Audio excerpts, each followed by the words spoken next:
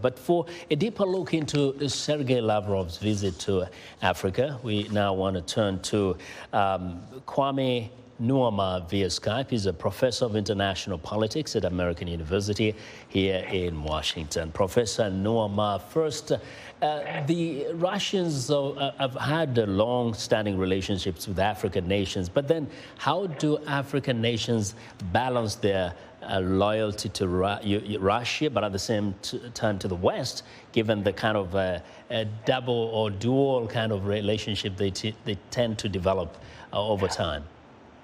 Thanks a lot for having me, Vincent. It's nice to be courted if you are Africa. This is a great time. The West is trying to get Africa to pay attention. The Russians are also in there. Actually, we have the president of France heading to Africa. Then we also have the U.S. Special Envoy for the Horn of Africa in the same region as Lavrov shows up. So for Africa, this is a time where attention is being paid to the continent. And it's great. It's what you do with that attention that really matters. And you asked a question about how do they balance the competing interests. I think that there is no moral equivalency here. Africans have to understand that this war was started by Russia, and Russia, by challenging the rules-based international order that Africa has benefited from, is essentially destroying a system that helps all of us.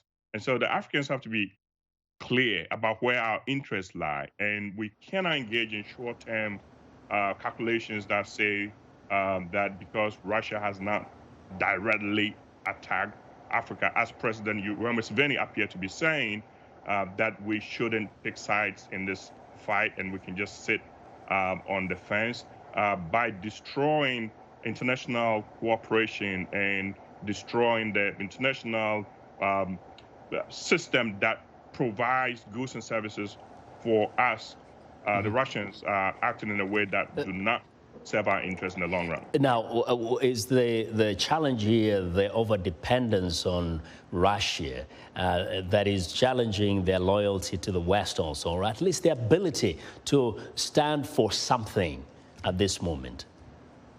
Well, the relationship with Russia is, I would say it's good. It's benefited the elites more than the ordinary people. But Africa has relations with the West too. We are dependent on the West. We trade with the West. We get a lot of aid from the West.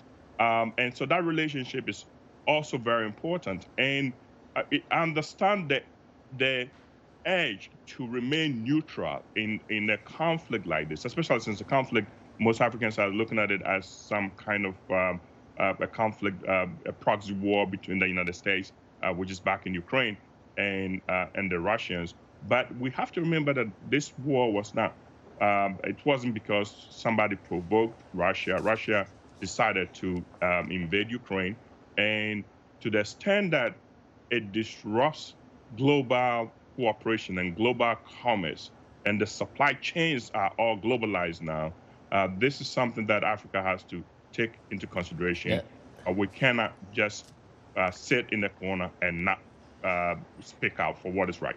Yeah, but it looks like some of the countries are taking chances, like Uganda. President Museveni made it very clear that he does not see a reason to condemn Russia's invasion of Ukraine.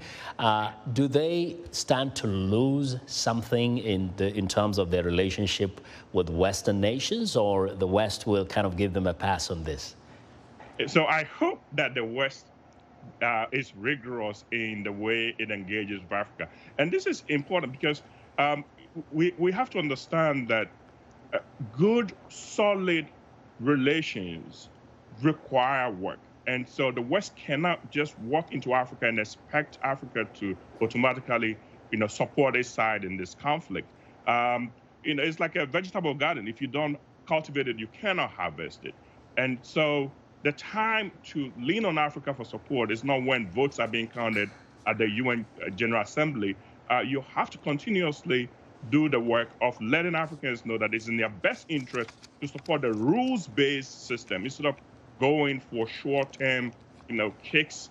And remember, Africans always have residual grievance against the West because of colonialism and because of the West's own hypocrisy when it comes to enforcing international law and the discrimination that Africans perceive in terms of the way refugees, for example, or immigrants from Africa are treated vis-a-vis refugees from other parts of the world. So there are always those grievances there. And you also have to understand that if you scratch the surface, most African political cultures tend to be illiberal.